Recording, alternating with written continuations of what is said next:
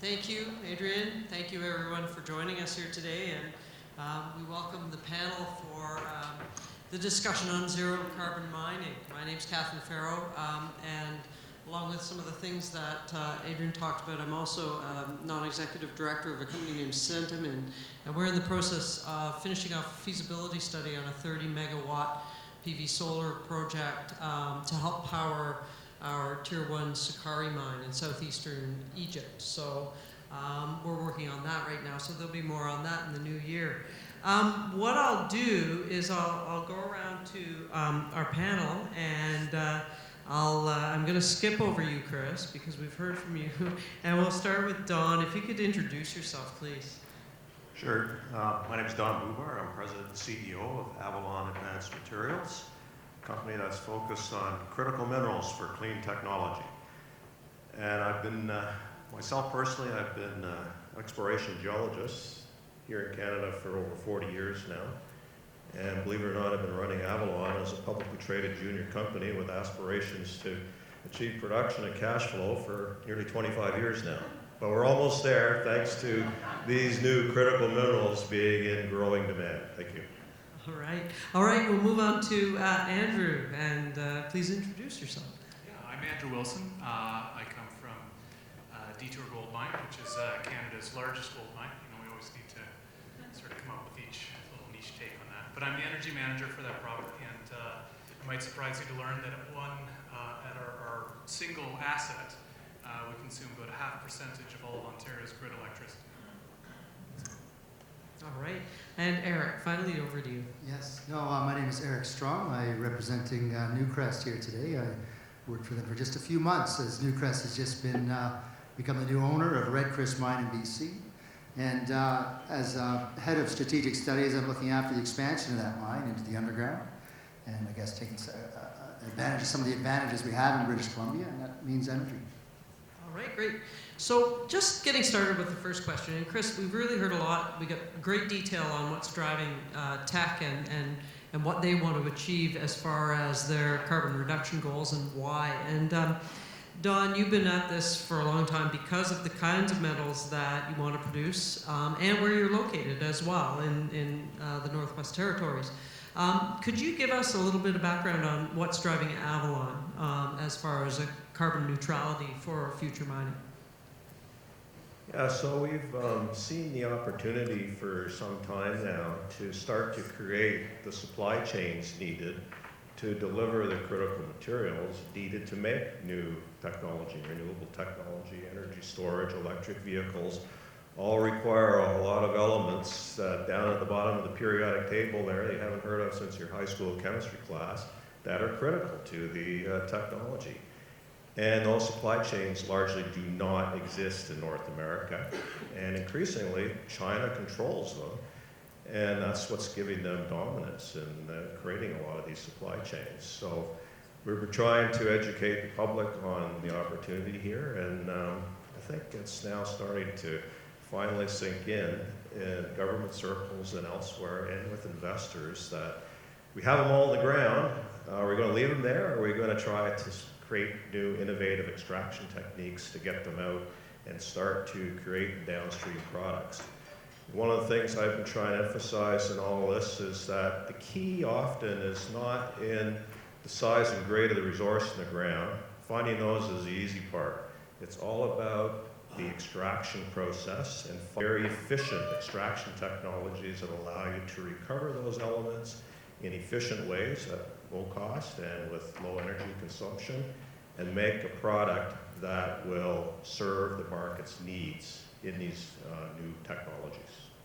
I suppose you have a lot of support in that from your Indigenous landowners as well, and you've been working with them as well, communicating and working with them around developing some of those new technologies as well, haven't you? Yes, we have, and one of the things I've been trying to impress upon Indigenous business in Canada is that these new materials offer real opportunities for direct participation in the business as an emerging new sector of the mineral industry. And the reason it does is you don't need to start at a large scale. These can be started at a relatively small scale. you have to prove the product and get it into the market. And once you've done that, then you can start to grow your business and production over time. So the initial capital investment need not be on the scale of a typical new gold mining operation. Andrew, how about Detour and what's motivating you guys? Yeah, so over the past year, our company's gone through a process of essentially being on the market to be sold. I think that's, well, first of all, had some substantial changes both within our executive, but also having gone through a bit of that, we're starting to, I believe, realize more how there's a little bit more of an ESG investment that we perhaps weren't necessarily targeting. So there is some component that way, but really, unfortunately, I think a huge part of this is, as we are a medium-sized mining company, mid-tier, we are extremely vulnerable to the sort of cash flow positions and sort of our strategic capital, sustaining capital expenditures. So we don't have the resources that the large companies do to be able to tackle some of these big problems. And unfortunately, when it gets right down to it, I don't believe that there's necessarily, as much as we'd like to think that there are a lot of ESG plays in the market, I don't think that's necessarily ramped up fully yet, because we still are entirely going to be focused on sort of that cash flow and profit position. Every single one of our environmental type plays needs to be cognizant of that. Because we could very easily spend our entire profit in trying to decarbonize the process, and unfortunately, I don't think there's a board out there that will let me do that. All right, Eric and Newcrest. Yeah, well, Newcrest has operations around the world and mostly focused in Australia, Asia Pacific, and now with this new acquisition in BC. And I'll just first speak a little bit about the global aspects, because we really look at this part of our business as something we do to make sure we're a good neighbor, that we are aware, transparent, and everybody knows what we're doing in this space. But the real reason, and the second reason we do it, is because it's best for business. Doing things to reduce energy use reduces cost. That gets us the win-win that we need to make sure that our stakeholders are happy. That includes our communities and our partners around us. Sure. Okay. Thanks. I'm going to jump to challenges and what the biggest to each of your businesses, what the challenges are as far as the biggest carbon risk and in terms of realizing the reductions in GHG emissions and getting to carbon neutrality. And Chris, you talked about, for example, a really, really simple one is the fact that it's hard to get access to supply, and that's really going to be one of our major challenges. Do you see other ones that you didn't talk about in your presentation? I mean, there are, in the sense that there are some emission sources out there. I mean, there's a reason I spoke to the two that I spoke to, which is because we think we can have some line of sight in the next decade of how we're going to tackle those. There are some that I deliberately also did not speak to in detail, because there's some questions, right? And again, this is specific to us. We have steelmaking coal operations. We have methane as we mine. That's a tricky one to tackle. For underground mines, that's one issue, but for surface mines, it's an oil sands issue as well. How do you capture something that's venting everywhere? It's a challenge. But I think, I don't want to repeat myself, but I honestly think that actually figuring out how you're going to, in parallel, watch technologies emerge and become cost competitive, and at the other side, get that power infrastructure in place. Like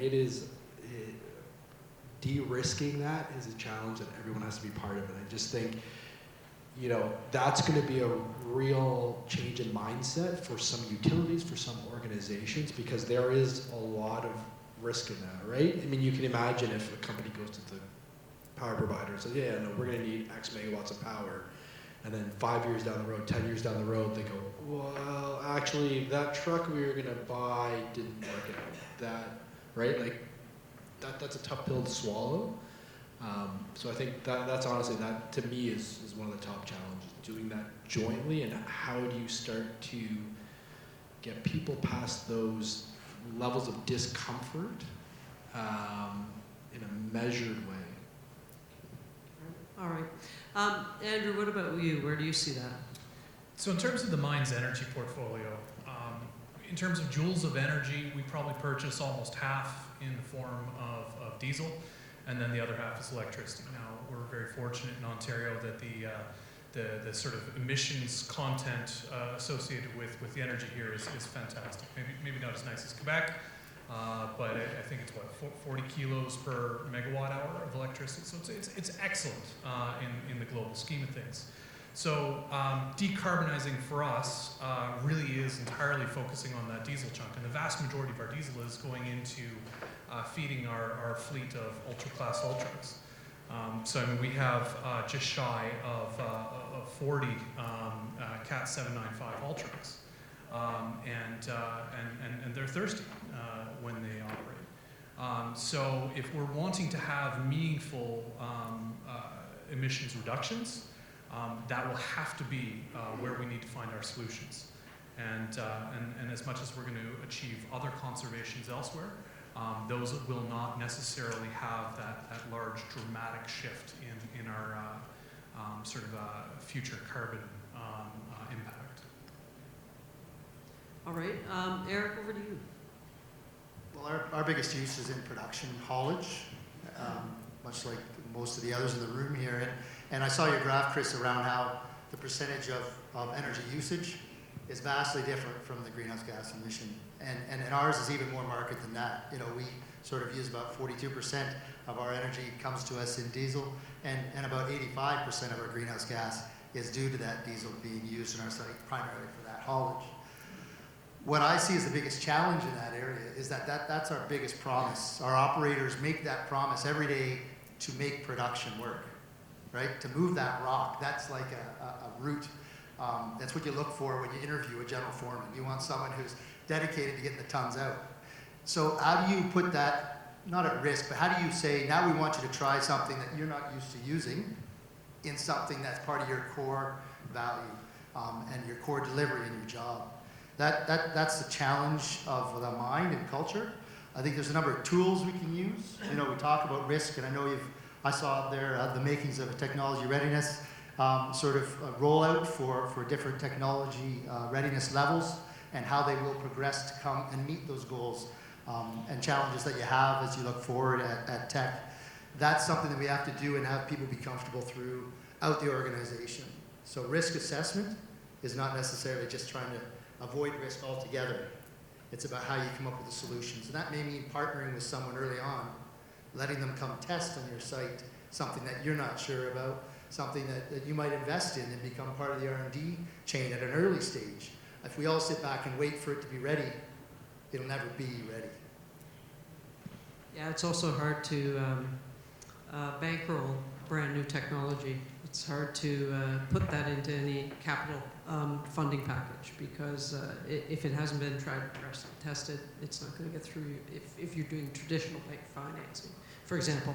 Well, yeah, and I'll just add to that then you have to develop the work plan to develop it even at a low cost to yourself. Partner up, collaborate, and be there with non-monetary incentives like we know where our needs will be. If you're there, we'll letter of intent, you know, for 5 years, you know, that sort of stuff. And we have to be clear about that and be able to commit in advance. That's hard. Sorry, can I add on something that, sorry, Catherine. Sure. Because you said something that triggered for me, and I don't think I said it, and I don't know if anyone said it yet, which is part of, like when I think about the electric haul trucks, or it could be other, it doesn't have to be a haul truck, but specifically in the case of electric haul truck, part of this too is what window of time are you thinking about this, right? Because we've seen some modeling where in some cases the operating costs would already be lower for us. It's the capital that we have the issue with. But then if you start tracking, we saw the presentation earlier about the state that batteries are in, right? And so if you start thinking about this, it's risky now, but the reason why we're pursuing it, yes, is for decarbonization, but also come 2030, wouldn't it be awesome if we were buying haul trucks that look the same but are battery electric, where the capex is actually the same as they are today, but the opex is, you know, half that, right? So there are ways where we see an opportunity, and so just want to make that clear to people. It's not just about managing the risk, but it's actually there's an end goal where we think we can outcompete others with. And so it's not going to be the case for every technology, and battery technology, electric technology, power costs may not play out that way. But if they do, or that's where some of them are trending, you know, there's a huge opportunity for a company to be the first mover there and drop themselves on the cost curve. Right. So Don, you're not in production yet. So what are you seeing as the major challenges? Well, as I talked about here at this conference 3 years ago, there are some things that one can do at the advanced exploration stage to reduce your costs and carbon footprint. What we did at our Nechalacho project was we put in a battery storage facility there, solar panels, and that reduced our consumption of diesel fuel quite dramatically. And we also put in energy efficient heaters in the tents to also help reduce our costs. And everybody loved it because we could turn off the generator at night and everybody slept better. Well, one thing I wanted to ask, because we haven't really, you don't really touch on it in this conference, because it's the stuff you do before you get to mining, and that's drilling. And something that's near and dear to my heart is how do we get more carbon neutral or head towards carbon neutrality with a very simple act of drilling, which is always done by, you know, diesel drill rigs and that kind of thing. Do you have any ideas on that, or are you working with your service provider to develop anything? Even water consumption. I mean, we've done a lot of things in Chile and the Arctic in the past, but any ideas on what we can do in exploration a little better? Good question, but I haven't got any ideas on that, and I haven't heard of anyone that's talking about that yet, but maybe some of the other... Well, Adrian, something for us to work on. Yeah. All right. Moving on then. So I'm going to ask Andrew this first because we talked about it before lunch. So has the increased focus on decarbonization changing, you know, the business case for renewable energy and what you're going through, talking to your senior management and that kind of thing? Or is it still about the dollars? I think we're still in the transitionary state. You know, we're still entirely focused on some of the dollars. I think one of the biggest challenges that we're going to have industry-wide is that, and I've worked with a number of mining companies through my albeit short career, but still, every single one of them seems to use the same kind of concept of projects need to be, have a payback period of 2 years. But I think one of the big challenges there is that, you know, when you look at the operation I work for right now, I mean, we have nominally a 20-year life of mine. Great. And certainly some people focus on that. That's way longer than just that 2-year payback period. But then that even pales entirely when you consider that we're posting bond for closure against a 200-year plan. And we're not really actively thinking about a lot of the decisions we're making today, and potentially leaving some opportunities on the table if we, you know, start to become extremely narrow in focus of 2-year, maybe even 20 years is too small. And so this is where, you know, we are starting to realize. So in fact, actually, it was through the process of trying to really understand the closure plan and fulfilling our energy needs that way. Because we are, you know, tucked away in northern Ontario, where we maintain about 180 kilometers of our own power lines just to connect to the grid. Does it still make sense to maintain that infrastructure when we actually get into closure, when our energy consumption upon closure is going to be less than 1% of what we need for operation? And the realization was, no, it doesn't make sense on its own. So maybe an off-grid, low microgrid system starts to be appealing. All right, so that's solar or wind, something like that. Great. Solar, yeah, it's an interesting sort of break-even proposition. Numbers today, I think, it worked out to be that you know, a future solar plan would be roughly equivalent to what a diesel generator is. Now, 20 years from now, probably that's going to change, but you know, that wasn't really a compelling argument. But when we started looking at wind, all of a sudden we realized that the wind resource on our property was probably, you know, among the better undeveloped wind resources in the whole province. The only reason nobody's ever really looked at it is because all of the publicly available transmission maps don't show transmission line going to our neighborhood. Well, that's because we own it. So we kind of had the exclusive proprietary rights to renewable energy in that space. Well, that's pretty transformative because all of a sudden that can start to fulfill some immediate needs because, installing some wind turbines at our facility, even though we're grid connected to very, very low carbon electricity. Ontario's electricity grid, if you've spoken with anyone from the province, it's a pretty steep price for some of us. Maybe not quite European steep, but that's fine. And being able to get into to renewables, behind the meter generation perspective, that gives me a hedge on my future energy needs. And the life of a wind turbine, 20, 25, maybe 30 years, that actually fits in reasonably well with my life of mine. And one of the things I love about that concept even more is it transforms the nature of the property for that life of mine full through closure. When we're done mining and walk away, we're leaving an asset that will continue to generate income for the community. And there's a very good reason to believe that Northern Ontario will continue to play an increasingly important supplier of renewable energy for the rest of the province or maybe even globally. So being able to connect in some of our community stakeholders into that vision can really transform their relationship to our property. No longer are we just here for 20 years and we gone. This is now something that lasts. It's a permanent, sustainable transformation of what our property is long term. So I think that's an incredible opportunity, and I'd hate to leave that opportunity on the table and walk away from it. All right, Eric? Repeat the question. Sure. Thanks for coming to my TED Talk. That was good, Eric. How is the increased focus on decarbonization changing the business case, or is it for you and renewable energy in your organization?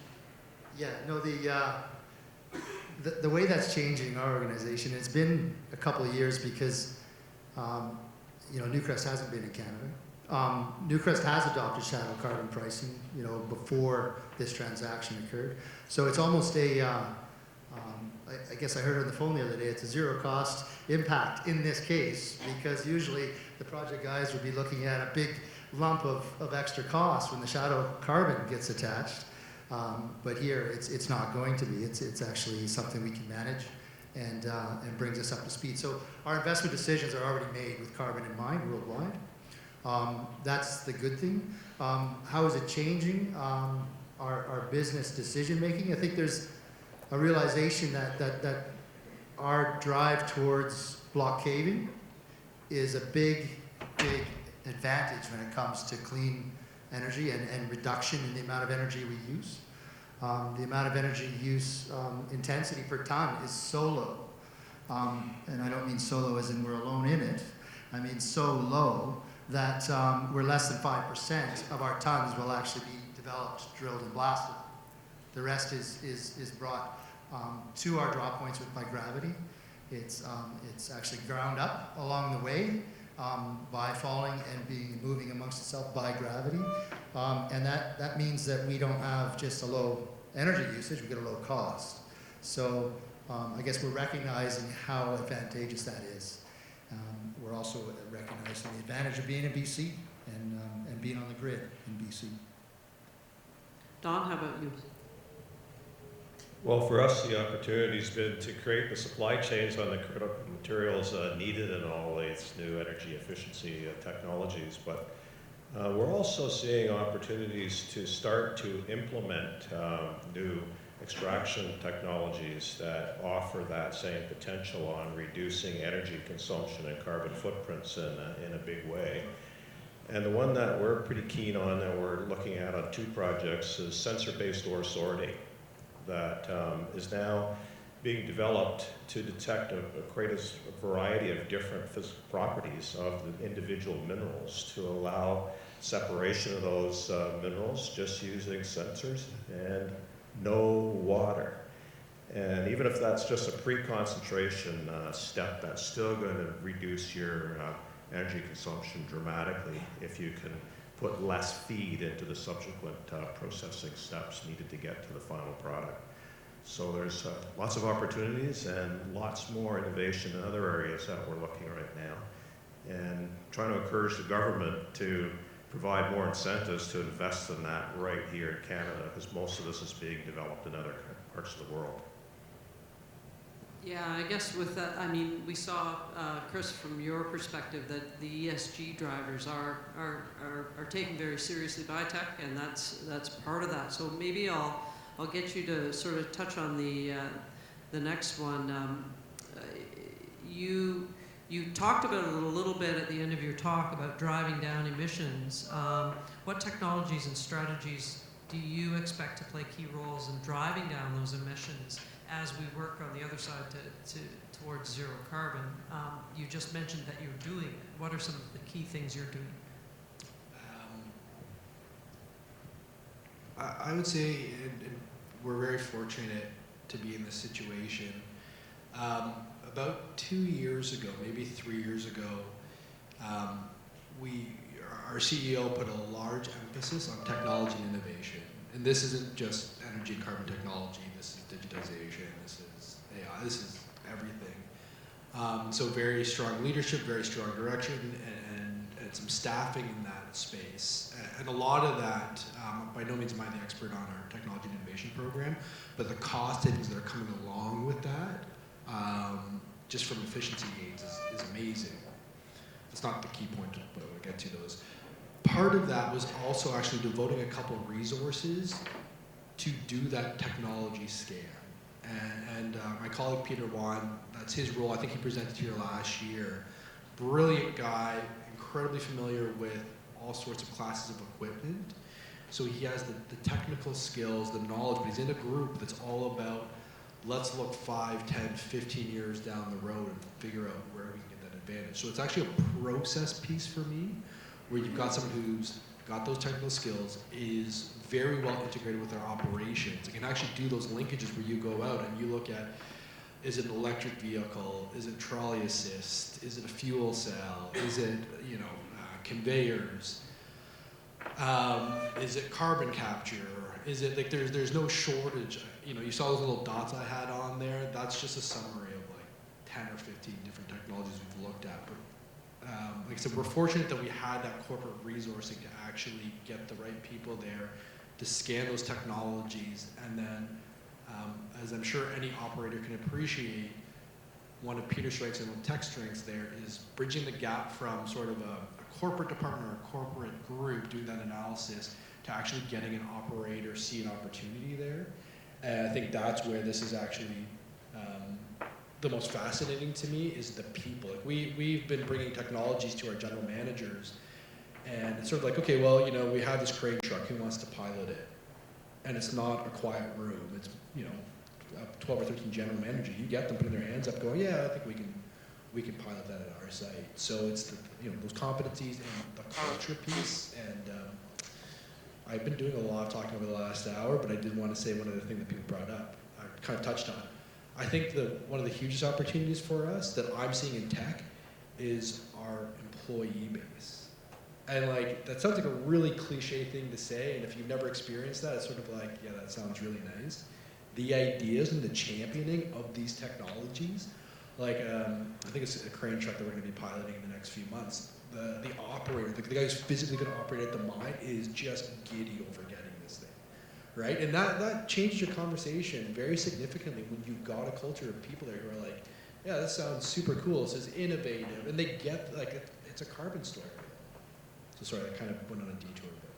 No, I think it's really, really important. The culture piece in any operation and the change management to which you referred, and you've talked about it as well, Eric, is huge, because and it is motivating our workforce in our industry. Don, you talked about what you're doing as far as reducing your emissions, such as some of the things you're doing within your camp and that kind of thing.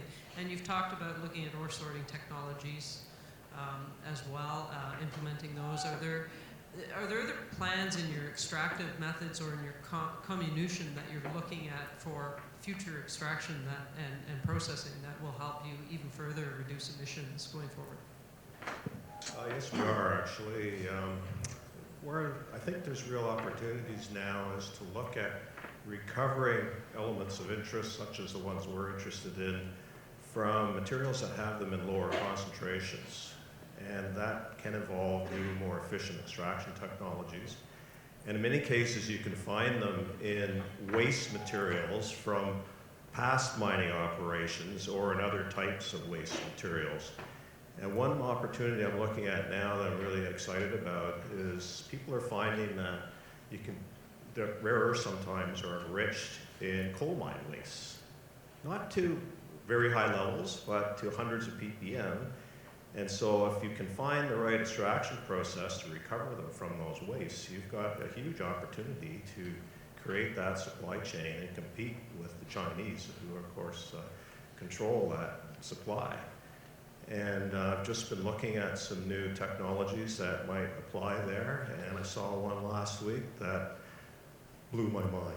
A total game changer involving nanotechnology that we're going to try and implement with the scientists that innovated this project or this technology in the United States.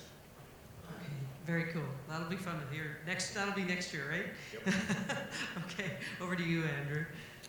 Yeah, I kind of have two little buckets to think about some of these technologies, you know, and when I put into the context of just my haul truck problem, opportunity maybe, you know, the first one is some of the sort of transitional technologies, things like, you know, dual fuel, LNG, you know, that's good, that's interesting, but, you know, I think that one of the challenges we're going to have is you pour an awful lot of investment into that, and if that investment then starts to lay fruits that, you know, mature in 5-10 years, well, that's now too late, because that hasn't helped me with the problem I have today.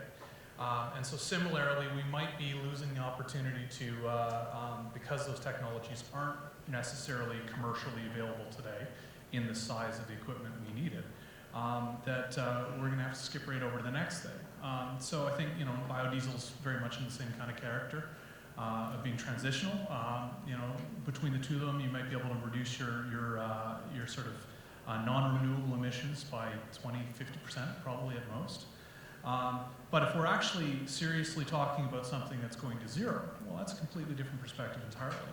And that's where I think that there are some neat technologies out there for new operations, things like railware and conveyors. You know, you can use those in some incredible situations, but that's not going to help me. Our mine's already built, the design's already there, and I struggle to sort of see a bit of transition there. Maybe that's a lack of my own imagination, but I think that that's something we're going to have to work with is our existing fleet. And fortunately enough, in the early days of our operation, we actually went with this particular design of haul truck, which is an electric drive. And that has some really neat options as a result. So it turns out that's the exact same model at our facility as the Believe Attic mine had. And it was about this time last year that they turned on a pilot of 4 haul trucks onto a trolley assist type of application. When I look at the climate for where the Believe mine is in Sweden versus us north in Cochrane, you know what, same sorts of temperatures, a little more precipitation I think for us over them, but even still, you know, they're going to experience a lot of the same problems. So that's a really interesting thing, and actually we're a very good candidate, I feel, for that type of technology. Huge capital outlay required to get us there, but that could be a very appealing option.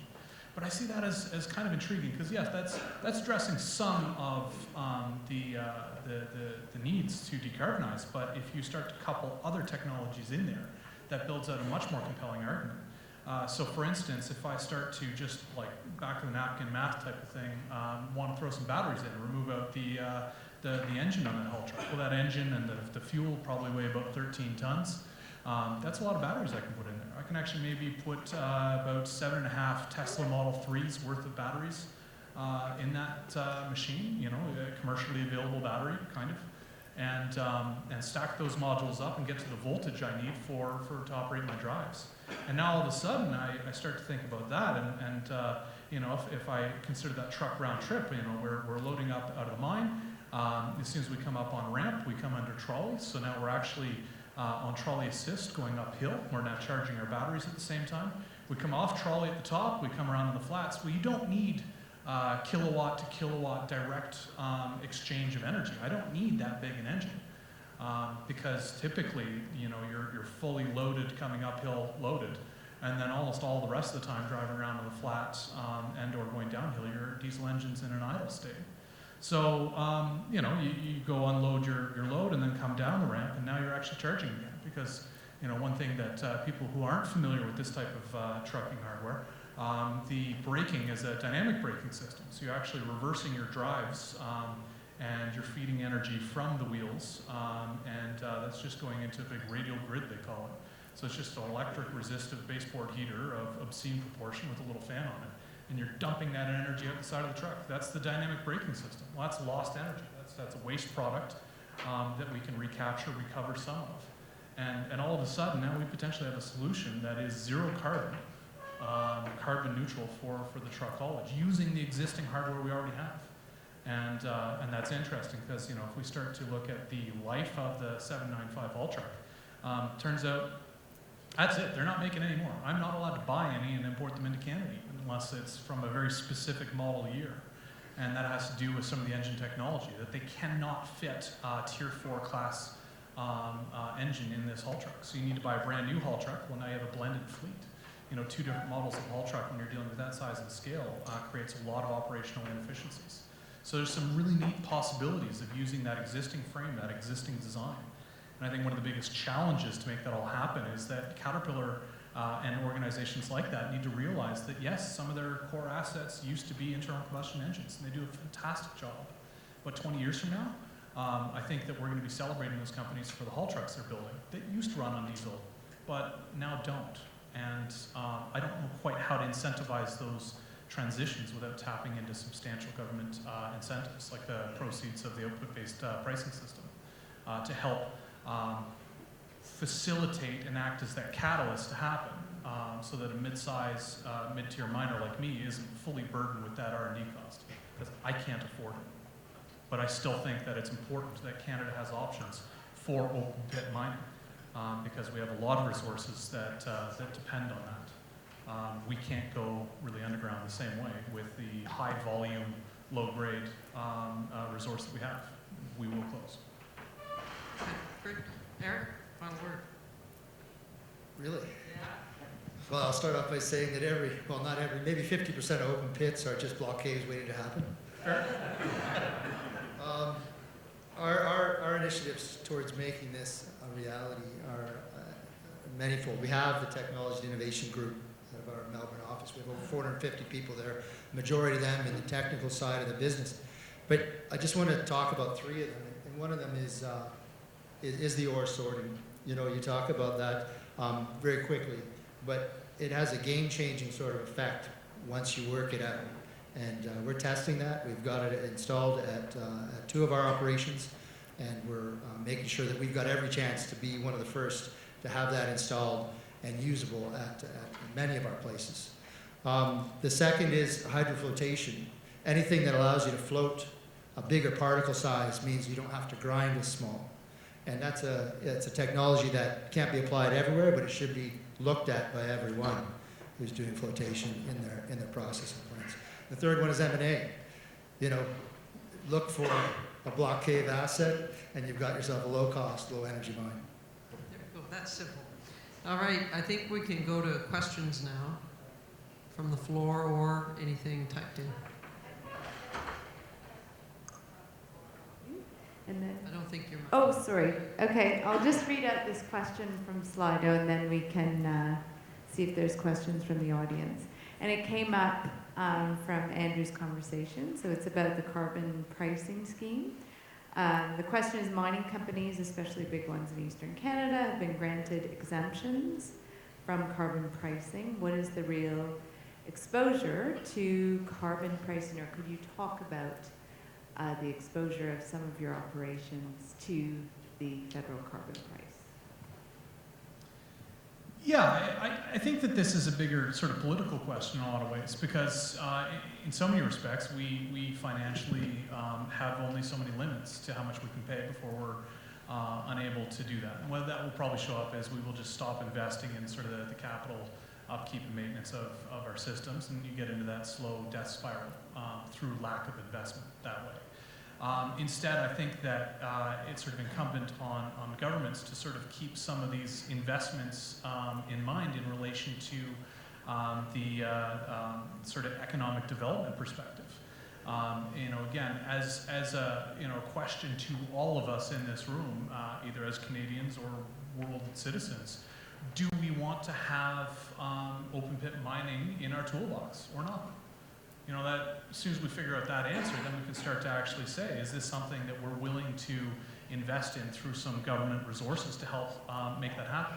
Because I think that carbon taxes are and can be very, very effective in some areas, commercial goods and things like that. Absolutely, you can reshape industries. But if you expect the primary resource industry to essentially through fear and punishment of carbon tax and pricing, probably what will happen is that you're just going to see a redistribution of that around the world. And that's I hate the term, but carbon leakage kind of concept. And I think that to avoid that requires us to very actively manage that risk through strategic investment. And then to get back to another comment earlier today, that gives us, at least in the Canadian context, the ability to really reassert some of our leadership within that mining space globally. So an investment in Canadian mining decarbonization will be replicated. You've now reduced that first mover effect elsewhere, and that technology is now commercially demonstrated. So I think that these have very much a snowball effect when you do that right. Anybody else want to add anything there? Chris? Yeah, my brain is still processing, and so I may say something that's not fully thought through, which should be entertaining for all of us. I agree with all that, the carbon exposure piece, the carbon leakage risk, tied to the fact that a lot of the operations, especially in our industry, are the lower. It's not just that you're redistributing the production, but you're redistributing it to a place that's probably a higher carbon intensity, which is like a double whammy there. I think, just on the carbon tax discussion, I think one of the things, this is not a reaction to your comment, I think it's just something I'll put out there. I don't know if Brendan Marshall's still in the room. He's at the Mining Association. And we have a lot of these conversations. We engage with federal governments on this, and I engage a lot with provincial governments. And I think one of the things we have to figure out a bit more is what is the constructive answer that will help government get a win and us get a win? Because I have the exact same mindset, like the challenges we have on the cost curve. And so you kind of get into that gray area of nuance, which is that can be interpreted as there should be zero carbon taxation in the country on mining. And I think I know that's not what you're saying, but I think that's a problematic interpretation of the issue. And so I think it's really prudent that we have these conversations. What's our real exposure? I don't even know how to answer that in the first place. But I think we need to find ways to work with governments and find those wins that help maintain competitiveness, get low carbon products out of Canada, or for value, but not in a way that will come across as an abdication of responsibility. Because this may be a tech-specific experience, but there are expectations placed on us, not just by regulators, but by our investors, by communities as well. And so I sometimes, again, I'm not reacting to what Andrew said, it's just a recognition that I think we're all pretty well versed now, hopefully, on emissions intensity, trade exposure, competitiveness, carbon leakage. But I think we need to round that narrative out a bit more as well as to what are we bringing to the table. I think what we're all bringing to the table is a lot of opportunity around innovation, to be low carbon leaders and to turn that into cost advantage. So anyway, sorry that was a bit rambling, but I feel like we need to start shifting our conversation in Canada on this. Well, and to build on that idea further, I think the way we're actually going to do that is collectively as an industry, if we come up with a full-on roadmap of decarbonization. And if we're able to essentially say, to achieve this, we need to have this piece of technology, it'll probably cost this to actually make it happen. That will give us an opportunity to essentially present to the government that is trying to achieve their policy outcomes an a la carte menu. Okay, well, we need to hit this number. Let's just get an appetizer here, an entree, and we'll pick this dessert, and maybe a couple of coffees along the way.